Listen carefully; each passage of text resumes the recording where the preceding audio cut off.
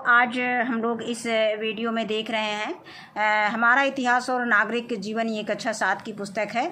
तो इसमें आज हम लोग पहला पार्ट देखेंगे, नागरिक शास्त्र, हमारा संविधान, आवर कॉन्स्टिट्यूशन। बहुत इम्पॉर्टेंट चैप्टर है। तो सबसे पहले हम इसमें इस वीडियो में पाठ को पढ़ेंगे और इसके बाद हम इसका जो है अभ्यास प्रश्न इसी वीडियो में हल करेंगे और देखेंगे। तो आइए इसको हम देखते हैं और इसको वीडियो को बहुत ध्यान से सुनना है। क्या आप बता सकते हैं कि स्वतंत्रता से पूर्व भारत में किसका शासन था? आज़ादी से पूर्व भारत में अंग्रेज़ों का राज था। अंग्रेज़ ही तय करते थे कि भारत के लोगों के लिए कानून कैसे बनेंगे और कौन उन्हें लागू करेगा। यहाँ का शासन उस तरह चलता था जिस तरह इंग्लैंड की सरकार उसे चलाना चाहती थी। उसी समय से कई भारतीय सोच रहे थे कि यह बात ठीक नहीं है, किसी दूसरे देश के लोग हमारे लिए कानून व नियम कैसे बना सकते हैं। उन्होंने इस बात के लिए स्वतंत्रता संघर्ष शुरू किया कि भारत के लोगों को स्वयं अपना कानून बनाने और अपना शासन चलाने का हक मिल सके। फिर कैसे बना हमारा संविधान, इसके विषय में पढ़ते हैं। हमारा संविधान कैसे बना। इतने बड़े देश के लिए ये सब बातें सोचना कोई आसान काम नहीं था। कोई एक व्यक्ति इस काम को अकेला नहीं कर सकता था। भारत के हर प्रांत के पुरुषों एवं महिलाओं ने स्वतंत्रता की लड़ाई लड़ी थी। इसलिए यह भी ज़रूरी था कि नियम कानून बनाने में हर प्रांत के पुरुषों एवं महिलाओं अर्थात सभी लोगों का हाथ हो। इस काम को करने के लिए सन 1946 ईस्वी में एक संविधान सभा बनाई। इसमें 389 लोग थे जो भारत के हर प्रांत से आए थे। कुछ लोग जिनके नाम आपने सुने होंगे वे थे सरोजनी नायडू, विजय लक्ष्मी पंडित, मौलाना अबुल कलाम आज़ाद, जवाहरलाल नेहरू, HV कामत। इस सभा के अध्यक्ष थे डॉक्टर राजेंद्र प्रसाद। संविधान सभा की एक प्रारूप समिति जिसे ड्राफ्टिंग कमेटी भी बनी, अंग्रेजी में जिसे प्रारूप समिति को ड्राफ्टिंग कमेटी भी कहा जाता है, भी बनी, जिससे संविधान लिखने का काम, यानी संविधान लिखने का काम किसने किया है? प्रारूप समिति ने किया है। इस समिति के अध्यक्ष डॉक्टर भीमराव अंबेडकर जी, यानी इनका पूरा नाम था डॉक्टर भीमराव जी अंबेडकर। भारतीय संविधान बनाने में कितना समय लगा था? 2 वर्ष 11 माह 18 दिन का समय लगा था। संविधान सभा ने 26 नवंबर 1949 ईस्वी को स्वतंत्र भारत के संविधान को स्वीकार किया। इस संविधान को 26 जनवरी 1950 ईस्वी को संपूर्ण भारत में लागू किया गया। ये सारे कथन बहुत ही इम्पॉर्टेंट हैं जानकारी की दृष्टि से और जीके के प्रश्न की दृष्टि से भी। तभी से हम 26 जनवरी को गणतंत्र दिवस के रूप में मनाते हैं। अब आगे है कि ये डॉक्टर भीमराव अंबेडकर का चित्र दिखाया गया है। डॉक्टर भीमराव रामजी अंबेडकर ने लंदन में गोलमेज सम्मेलन में भी प्रतिभाग किया था। वे मानते थे कि दलितों के सामाजिक उत्थान के लिए उनकी राजनीतिक भागीदारी आवश्यक है। इसीलिए उन्होंने दलितों के लिए अलग से निर्वाचन की मांग की, जिसके फलस्वरूप विधानमंडलों में दलितों का स्थान आरक्षित कर दिए गए। आपने शायद कभी किसी को ये कहते सुना होगा कि भारत एक लोकतांत्रिक देश है। इसका मतलब ये है कि सरकार बनाने और बदलने में सभी लोगों की भागीदारी होनी चाहिए। दूसरी बात यह है कि लोकतांत्रिक देश में राष्ट्रपति, प्रधानमंत्री, मुख्यमंत्री, कोई भी व्यक्ति चाहे वह कितने ही भी ऊंचे पद पर हो, अपने मन से काम नहीं कर सकता। यहाँ तक कि पूरी सरकार भी अपनी मनमानी नहीं कर सकती। जिस देश में लोकतांत्रिक सरकार होती है वहाँ एक संविधान होता है। संविधान में देश के कामकाज के बारे में बहुत सारी बातें लिखी होती हैं। देश के प्रत्येक नागरिक को संविधान के अनुसार ही काम करना पड़ता है। संविधान में ये भी लिखा होता है कि यदि कोई भी गैर संवैधानिक, यानी संविधान में लिखी बातों के खिलाफ काम करता है तो इसके बारे में क्या किया जाना चाहिए। अब है हमारा संविधान। देश के सर्वोच्च कानूनों के संग्रह को संविधान कहा जाता है। भारतीय संविधान को लिखित एवं विशाल संविधान है, मतलब भारतीय संविधान है वो लिखित एवं विशाल संविधान है। इसमें आवश्यकता पड़ने पर संशोधन एवं परिवर्तन किया जा सकता है। मूल संशोधन में कुल 22 भाग और 395 अनुच्छेद यानी आर्टिकल जिसको अंग्रेजी में कहते हैं। अनुसूचियाँ कितनी थे? शेड्यूल्स जिसको बोलते हैं, ये 8 अनुसूचियाँ हैं। 8 अनुसूचियाँ थी। वर्तमान में अनुसूचियों की संख्या बढ़कर 12 हो गई, यानी जब संविधान बना था तो इसमें अनुसूचियाँ 8 थी और अब जो है बढ़कर के 12 हो गई हैं। आइए जाने हमारे संविधान में क्या है। सबसे पहले इसके पहले हम संविधान की प्रस्तावना के विषय में देख लेते हैं। ये संविधान की प्रस्तावना है। हम भारत के लोग भारत को एक संपूर्ण प्रभुत्व संपन्न समाजवादी पंथ निरपेक्ष लोकतंत्रात्मक गणराज्य बनाने के लिए तथा उसके समस्त नागरिकों को सामाजिक आर्थिक और राजनैतिक न्याय, विचार, अभिव्यक्ति, विश्वास, धर्म और उपासना की स्वतंत्रता, प्रतिष्ठा और अवसर की समानता प्राप्त कराने के लिए तथा उन सब में व्यक्ति की गरिमा और राष्ट्र की एकता और अखंडता सुनिश्चित करने वाली बंधुता बढ़ाने के लिए दृढ़ संकल्प होकर अपनी इस संविधान सभा में आज तारीख 26 नवंबर 1949 ईस्वी यानी 1949 ईस्वी मिति मार्गशीर्ष शुक्ल सप्तमी संवत 2006 विक्रमी को एतद् द्वारा इस संविधान को अंगीकृत, अधिनियमित और आत्मार्पित करते हैं। तो ये हमारा संविधान की प्रस्तावना है। अब इसके बाद हम देखेंगे कि हमारे संविधान में क्या है। तो सबसे पहले हमारे संविधान में प्रस्तावना है, तो अभी हम प्रस्तावना के विषय में भी चर्चा कर चुके हैं, जिसमें संविधान के उद्देश्य दिए गए हैं। अपने संविधान को समझने से पहले इसकी प्रस्तावना में दिए गए उद्देश्यों पर विचार करें, जो निम्नवत है। प्रभुत्व संपन्न राज्य, तो भारत की सरकार आंतरिक एवं बाहरी मामलों में अपनी इच्छानुसार आचरण एवं कार्य करने को पूर्ण स्वतंत्र है, इसलिए भारत को प्रभुत्व संपन्न राज्य कहा गया है। इसके बाद आता है समाजवाद। इसमें शब्द आया है, जो प्रस्तावना प्रश्न में जो शब्द आए हैं उनको इसमें परिभाषित किया गया है। समाजवाद का अर्थ यहाँ पर क्या है? संविधान की प्रस्तावना में हमारा लक्ष्य समाजवादी राज्य की स्थापना करना है। यहाँ समाजवाद का अर्थ है सरकार लोगों की आर्थिक स्थिति में समानता लाने का प्रयास करे। फिर इसके बाद है पंथ निरपेक्ष राज्य, किसी विशेष धर्म को राज्य के रूप में मान्यता नहीं प्रदान करता है, वरन सभी धर्मों के साथ समान व्यवहार करता है। लोकतंत्रात्मक गणराज्य, भारत की सरकार जनता के लिए तथा जनता द्वारा चुनी जाती है। यानी भारत की सरकार कैसे होती है? जनता के लिए जनता द्वारा चुनी जाती है, इसलिए इसे लोकतंत्रात्मक कहा जाता है। यानी लोकतंत्रात्मक क्यों कहा जाता है? क्योंकि जनता के लिए जनता द्वारा चुनी जाती है। भारत का राष्ट्राध्यक्ष यानी राष्ट्रपति, जिसको कहते हैं, वंशानुगत न होकर निर्वाचित होता है, इसीलिए भारत को गणराज्य कहा गया है। मानव अधिकार जन्म से ही प्रारंभ हो जाते हैं और जीवन भर साथ रहते हैं, चाहे व्यक्ति किसी भी सामाजिक आर्थिक स्तर, जाति व धर्म से संबंध रखता हो। 10 दिसंबर 1948 ईस्वी को संयुक्त राष्ट्र संघ की महासभा में मानवाधिकारों की सार्वभौमिक घोषणा की। पूरा विश्व 10 दिसंबर को मानवाधिकार दिवस के रूप में मनाता है। भारत में मानवाधिकारों की रक्षा के लिए 1993 ईस्वी में राष्ट्रीय मानवाधिकार आयोग का गठन किया गया। आगे हमारे मौलिक अधिकार कौन कौन से हैं? फंडामेंटल राइट, जिसको हम अंग्रेजी में बोलते हैं।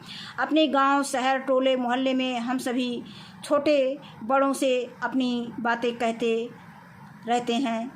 ऐसी ही हम देश प्रदेश में कहीं भी आते जाते रहते हैं। इन सब के लिए कोई रोका टोकी नहीं होती। सोचिए ऐसा क्यों होता है? क्योंकि सभी मनुष्य को जन्म से ही कुछ अधिकार प्राप्त होते हैं, जिन्हें मानव अधिकार यानी मानव अधिकार या मानवाधिकार कह सकते हो, मानव अधिकार कहते हैं। इसमें से 6 अधिकार मौलिक अधिकार के रूप में हमारे संविधान में दिए गए हैं। अब है समानता का अधिकार, राइट टू इक्वलिटी। संविधान के अनुसार भारतीय नागरिकों के साथ समान रूप से व्यवहार किया जाएगा। किसी भी व्यक्ति को उसके जन्म स्थान के आधार पर, स्त्री या पुरुष होने के आधार पर, किसी विशेष जाति के होने के आधार पर, किसी धर्म के होने के आधार पर सार्वजनिक जगहों जैसे दुकानों, होटलों या सिनेमा घरों में जाने से रोका नहीं जा सकता है। इसी प्रकार सरकारी नौकरी में भी सभी को समान अवसर प्रदान किया गया है। छुआछूत यानी अस्पृश्यता को अपराध घोषित किया गया है। सेना अथवा विद्या संबंधी उपाधि को छोड़कर अन्य उपाधियों का अंत कर दिया गया है। इसके बाद आता है स्वतंत्रता का अधिकार, राइट टू फ्रीडम। नंबर 1 है भारत के सभी नागरिकों को विचार एवं अभिव्यक्ति की स्वतंत्रता है।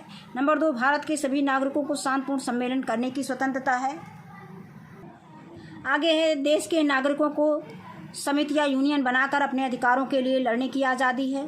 घा है भारत के हर नागरिक को अपनी इच्छानुसार कहीं भी आने जाने की स्वतंत्रता प्राप्त है। अंगा है भारत के नागरिकों को भारत में कहीं भी रहने व बसने की स्वतंत्रता है। और चा है भारत का कोई भी नागरिक हो अपनी इच्छा के अनुसार रोजगार कर सकता है। फिर है दोष सिद्धि से संरक्षण जीवन जीने की एवं निजी स्वतंत्रता। किसी भी व्यक्ति को बिना अपराध साबित हुए दंड नहीं दिया जा सकता और एक ही अपराध के लिए एक बार से अधिक दंड नहीं दिया जा सकता। उसे अपने विरुद्ध गवाही देने के लिए बाध्य नहीं किया जा सकता। भारत में रह रहे सभी लोगों को जीवन का अधिकार है। कोई भी उन्हें इस अधिकार से वंचित नहीं कर सकता। सभी को शिक्षित और सम्मानित जीवन जीने का अधिकार है। लोगों के जीवन की रक्षा करना सरकार का कर्तव्य है। जब कोई व्यक्ति कानून तोड़ता है या अपराध करता है तो उसे पुलिस पकड़ सकती है, पर जब तक जुर्म साबित नहीं हो जाता तब तक उसे जेल की सज़ा नहीं दी जा सकती। गिरफ्तारी के समय अपने जुर्म की जानकारी लेना और गिरफ्तारी के 24 घंटे के अंदर मजिस्ट्रेट के सामने पेश किए जाना भी हमारा एक मौलिक अधिकार है। अब इसके बाद आता है शिक्षा का अधिकार। वर्ष 2002 में संविधान के 86वें संविधान संशोधन द्वारा अनुच्छेद 21 का में शिक्षा के अधिकार को मौलिक अधिकार से जोड़ दिया गया है।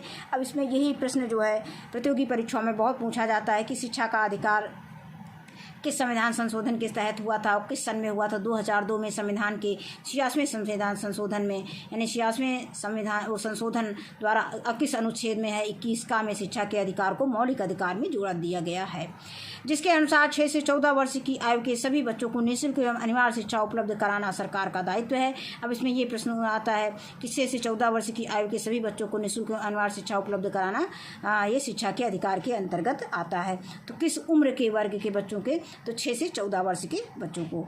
अब आगे आता है इस अधिनियम को यानी इस अधिकार को प्रभावी बनाने के लिए संसद द्वारा निःशुल्क एवं अनिवार्य बाल शिक्षा अधिकार अधिनियम 2009 RT एक्ट 2009 पारित किया गया है। राष्ट्रपति के अनुमोदन के साथ ही अब देश के हर बच्चे को शिक्षा का मौलिक अधिकार कानूनी रूप से प्राप्त हो गया है। अब इसके बाद है शोषण के विरुद्ध अधिकार। इस अधिकार का मतलब है कि किसी व्यक्ति से जोर जबरदस्ती से काम नहीं लिया जा सकता, यानी जब तक वो स्वेच्छा से कोई काम नहीं कर रहा तो जबरदस्ती किसी से काम नहीं करवा सकते हैं। किसी भी व्यक्ति को बिना मजदूरी नियत से कम मजदूरी यानी जितना निश्चित है उससे अगर कम मजदूरी नहीं दी जा सकती है या ख़राब परिस्थितियों में ज़बरदस्ती काम करने को मजबूर नहीं किया जा सकता है। साथ ही 14 वर्ष से कम आयु के बच्चों से मजदूरी नहीं कराई जा सकती है। अब यहाँ पर ये बाल अधिकार दिए गए हैं। कौन कौन से बाल अधिकार हैं? एक है जीने का अधिकार, अब दूसरा है उचित देखभाल एवं खाने पीने का अधिकार, ये बाल अधिकार में आता है। और स्वस्थ सुविधाएं पाने का अधिकार, स्वास्थ्य सुविधाएं पाने का अधिकार, शिक्षा का अधिकार, स्वयं से जुड़े हर मुद्दे पर अपनी बात कहने का अधिकार और आर्थिक एवं शारीरिक शोषण से बचने का अधिकार, युद्ध, बाढ़, सूखा, महामारी, भूकंप जैसी आपदाओं में सबसे पहले राहत पाने का अधिकार, यानी सबसे पहले बच्चों को राहत पाने का अधिकार दिया गया है। अब इसके बाद इसमें कुछ जानकारी दी गई कि इन्हें भी जानें। राष्ट्रीय बाल अधिकार संरक्षण आयोग की स्थापना मार्च 2007 में की गई। यह आयोग बाल अधिकारों की रक्षा के लिए कार्य करता है। हमारे राज्य में भी राज्य बाल अधिकार संरक्षण आयोग का गठन किया गया है। इसका कार्यालय लखनऊ में स्थित है। इसके बाद है बचपन बचाओ आंदोलन। इसके संस्थापक कौन है? कैलाश सत्यार्थी हैं। इनके द्वारा कालीन, कांच, ईंट भट्ठों, खादाने और खतरनाक उद्योगों में संलग्न एवं घरेलू बाल मजदूरों को मुक्त कराया गया है, जिसके कारण कैलाश सत्यार्थी को 2014 ईस्वी में शांति का नोबेल पुरस्कार प्रदान किया गया है। अब इसके बाद है नन्हा रामू। राम कुमार के पास छपाई के लिए एक प्रेस था। प्रेस में कागज़ काटने वाली मशीनें भी थी। उसने प्रेस में एक 13 साल के बच्चे रामू को हेल्पर की नौकरी पर रखा था। एक दिन राजकुमार ने रामू से कहा कि रात में प्रेस बंद होने पर कागज़ काटने वाली मशीन की सफाई कर देना। रामू जब रात में उस मशीन की सफाई कर रहा था तो धार वाली छुरी अचानक गिर पड़ी और रामू की उंगलियां कट गई। रामू के चिल्लाने पर पड़ोसी कारखाने के लोगों ने रामू को अस्पताल पहुंचाया और इलाज कराकर उसकी जान बचाई। वहीं किसी व्यक्ति ने प्रेस के मालिक राम कुमार की शिकायत अपने क्षेत्र के श्रम प्रवर्तन अधिकारी LEO यानी लेबर इन्फोर्समेंट ऑफिसर से कर दी। वहां उसे बाल मजदूरी प्रतिबंध और नियंत्रण अधिनियम 1986 के तहत बाल श्रम कराने के अपराध में जेल की सज़ा हो गई। आगे दिया है कुछ जानकारी सबके लिए दी गई है। क्या आप जानते हैं 14 वर्ष से कम उम्र के बच्चों से मजदूरी करवाना कानूनन अपराध है। फिर है आगे अगला पॉइंट दिया गया है कि कानून की मनाही के बावजूद बच्चों से काम करवाने वाले व्यक्ति को 6 महीने से 2 साल तक की कैद हो सकती है और 20,000 रुपये से लेकर 50,000 रुपये तक का जुर्माना भी हो सकता है। अगला बिंदु दिया गया है कि बाल मजदूरी के खिलाफ शिकायत अपने क्षेत्र के थाना, श्रम प्रवर्तन अधिकारी या मजिस्ट्रेट के कोर्ट में भी की जा सकती है। ये हम कहाँ कर सकते हैं बाल मजदूरी के खिलाफ शिकायत अपनी। फिर आगे है कि अगला बिंदु दिया गया है कि सरकार द्वारा बच्चों को मुफ्त दोपहर का भोजन, किताबें, बैग और ड्रेस के साथ निःशुल्क शिक्षा एवं छात्रवृत्ति दी जा रही है। अतः हम सबका ये दायित्व है कि हम अपने बच्चों से श्रम न कराकर उन्हें स्कूल भेजें। अब आगे आता है नंबर 4 है धर्म की स्वतंत्रता का अधिकार, right to freedom of religion. Bharat में सभी को अपने धर्म का पालन करने की स्वतंत्रता है। किसी को भी व्यक्तिगत रूप से अपने रीति रिवाजों का पालन करने से नहीं रोका जा सकता। सभी को अपने धार्मिक कार्यक्रम का आयोजन करने की स्वतंत्रता है। आपने देखा होगा कि हम सभी होली, दीपावली, ईद, क्रिसमस, लोहड़ी जैसे त्योहारों को कितने आनंद से के साथ मनाते हैं। अगला है संस्कृति एवं शिक्षा का अधिकार, ये 5वां है, जिसको अंग्रेजी में कल्चरल एंड एजुकेशनल राइट बोलते हैं। भारत के प्रत्येक नागरिक को अपनी भाषा, लिपि एवं संस्कृति को सुरक्षित रखने का अधिकार है। जिस धर्म या समाज के लोग कम संख्या में हैं उन्हें भी कुछ विशेष अधिकार प्राप्त हैं और उन्हें समाज में शैक्षिक संस्थाएं खोलने का और अपनी भाषा एवं संस्कृति को आगे बढ़ाने का अधिकार है। फिर आगे आता है संवैधानिक उपचारों का अधिकार, राइट टू कॉन्स्टिट्यूशनल रेमेडीज। कहीं पर यदि मौलिक अधिकारों का हनन हो रहा हो तो सीधे उच्चतम या उच्च न्यायालय की शरण ली जा सकती है। सरकार का ये कर्तव्य है कि वह भारतीय नागरिकों के मौलिक अधिकारों की रक्षा करे। यदि वह ऐसा नहीं करती तो उसके विरुद्ध लोकहित का मुकदमा किया जा सकता है। फिर आगे है लोकहित का मुकदमा। जिनके मौलिक अधिकारों का हनन किया जा रहा है उनकी ओर से कोई भी व्यक्ति लोकहित में मुकदमा कर सकता है। संविधान में जहां नागरिक को मूल अधिकार दिए गए हैं वहीं देश की एकता और अखंडता को बनाए रखने के लिए आपातकाल की व्यवस्था भी की गई है। देश में बाह्य आक्रमण, युद्ध अथवा सशस्त्र विद्रोह की स्थिति में आपातकाल लागू किया जा सकता है।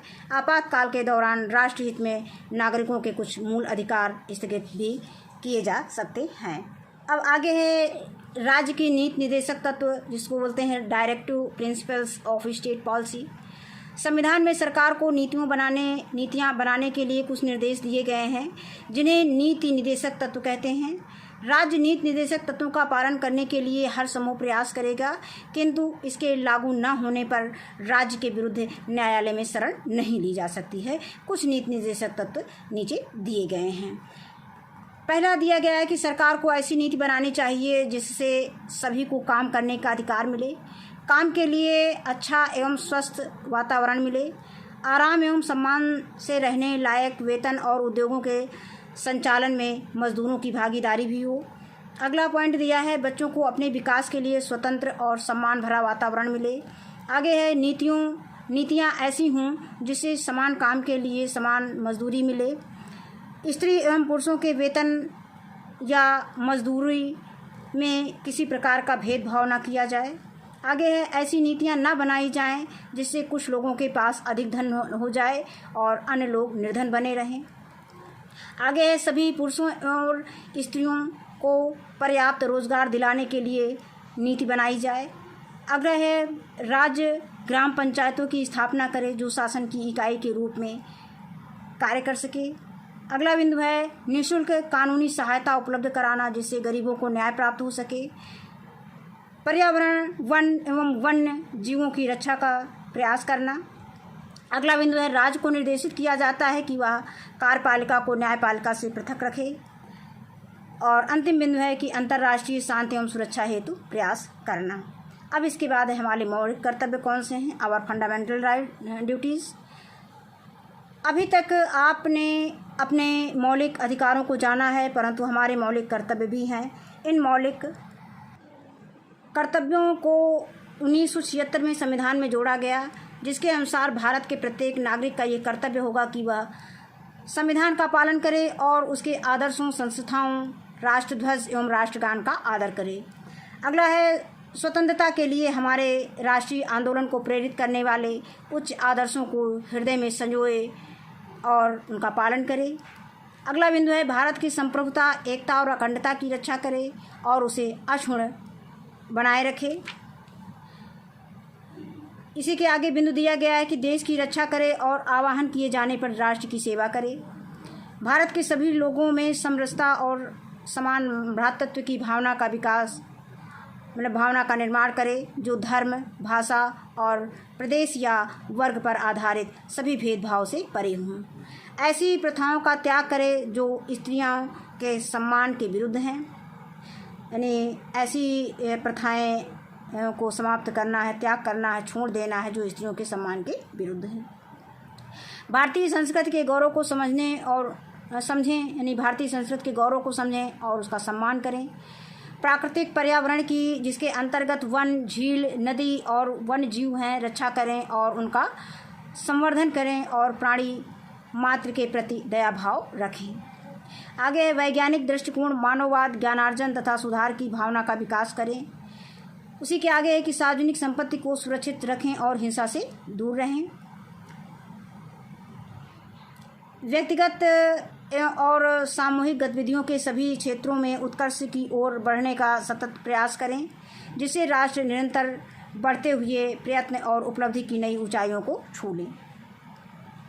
अगला मौलिक कर्तव्य दिया गया है कि हर माता पिता या संरक्षक 6 से 14 वर्ष के आयु वर्ग के अपने बच्चों या अपने पालकों को शिक्षा के लिए अवसर प्रदान करे। यह कर्तव्य 2002 में संविधान में जोड़ा गया। वर्तमान में मौलिक कर्तव्यों की संख्या 11 है। मूल अधिकार एवं कर्तव्य परस्पर जुड़े हुए हैं। अपने अधिकारों के प्रति जागरूक होने के साथ साथ अपने कर्तव्यों का भी पालन करना चाहिए। इसके अभ्यास प्रश्न देखने से पहले इस पाठ को अच्छी तरह से सुनना सभी बच्चों के लिए बहुत ही लाभप्रद है, जो कि अपने अधिकार को जानें, अपने संविधान को जानें। इसके लिए बहुत ही ज़रूरी है कि इस पाठ को आपको कई बार पढ़ना है।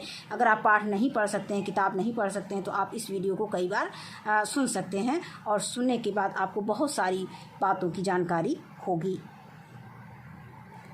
अब इसके बाद हम इसके अभ्यास प्रश्न देखेंगे। तो पहला प्रश्न, इसमें ये विकल्प वाले दिए गए हैं। निम्नलिखित प्रश्नों में दिए गए विकल्पों में से सही उत्तर वाले विकल्प के सामने गोला काला करना है। तो दिया गया संविधान सभा के अध्यक्ष कौन थे, तो संविधान सभा के अध्यक्ष जो है डॉक्टर राजेंद्र प्रसाद थे। तो इनके सामने जो गोला दिया गया है इसको हम काला कर देंगे। इसके बाद दिया मौलिक अधिकारों की संख्या कितनी है, तो मौलिक अधिकारों की संख्या 6 है, तो इसमें 6 पे काला कर देंगे। मौलिक अधिकार जहाँ पे 6 दिया उसी के सामने। फिर आगे प्रश्नोत्तर दिए गए हैं, तो इसको हमने कॉपी में नोट कर रखा है। ये नागरिक शास्त्र को इंग्लिश में सिविक्स भी कहते हैं। हमारा संविधान, अब इसमें पहला प्रश्न दिया गया संविधान सभा के बारे में लिखिए, तो संविधान सभा हेडिंग हम डाल लेंगे। इसके बाद हम इसमें संविधान सभा के बारे में लिखेंगे। स्वतंत्रता प्राप्ति के बाद भारत सरकार को एक संविधान की आवश्यकता हुई। सन 1946 ईस्वी में भारत सरकार ने भारत को संविधान बनाने के लिए एक संविधान सभा का गठन किया। इस सभा में 389 लोग थे जो भारत के अलग अलग प्रांत से आए थे। संविधान सभा के अध्यक्ष तत्कालीन राष्ट्रपति राजेंद्र प्रसाद थे। संविधान सभा की एक प्रारूप समिति बनी जिसने संविधान लिखने का काम किया। इस समिति के अध्यक्ष डॉक्टर भीमराव अंबेडकर थे। अगला प्रश्न है कि संविधान की प्रस्तावना में कहा गया है कि भारत एक पंथ निरपेक्ष राज्य है, इसका क्या अभिप्राय है, तो इसका उत्तर में हम लिख सकते हैं कि धर्मनिरपेक्ष का अभिप्राय है कि भारतीय संविधान में किसी विशेष धर्म को राज्य धर्म की मान्यता नहीं दी गई है और इसमें सभी धर्मों को समान आदर किया गया है, यानी सभी धर्मों का समान आदर किया गया है। अब आगे है अगला प्रश्न है कि भारत लोकतंत्रात्मक राज्य होने के साथ गणराज्य भी है, स्पष्ट कीजिए। तो इसका अब इसके उत्तर में हम लिख सकते हैं कि इसका आशय है कि हमारे देश में शासन वंशानुगत न होकर जनता द्वारा स्वतंत्र रूप से चुने गए प्रतिनिधियों द्वारा चलाया जाता है। ये प्रतिनिधि जनता के प्रति उत्तरदायी होते हैं।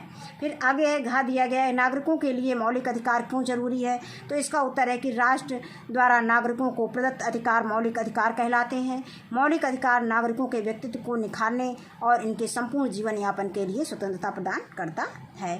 अब इसके बाद है समानता के अधिकार से आप क्या समझते हैं, उदाहरण देकर समझाइए।